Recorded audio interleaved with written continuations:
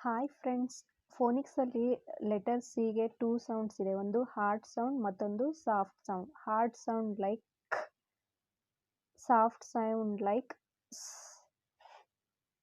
ಖ ಯಾವಾಗ ಓದಬೇಕು ಅಂದರೆ ಸಿ ಮುಂದೆ ಎ ಬಂದಾಗ, ಸಿ ಮುಂದೆ ಓ ಬಂದಾಗ, ಸಿ ಮುಂದೆ ಯು ಬಂದಾಗ ಸಿ ಸೌಂಡನ್ನ ಖ್ ಅಂತ ಓದಬೇಕು. As in cat, cot, cup.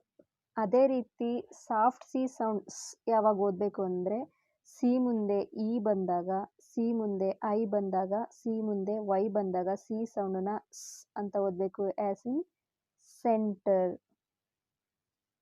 City, cycle. ನೋಡಿದ್ರಲ್ಲ ಹಾರ್ಡ್ ಸಿ ಮತ್ತು ಸಾಫ್ಟ್ ಇರೋ ಡಿಫ್ರೆನ್ಸನ್ನು. ಇದೇ ರೀತಿ ವಿಡಿಯೋಸ್ಗಾಗಿ ನಮ್ಮ ಯೂಟ್ಯೂಬ್ ಚಾನಲನ್ನು ಸಬ್ಸ್ಕ್ರೈಬ್ ಮಾಡಿ. Thank you for watching.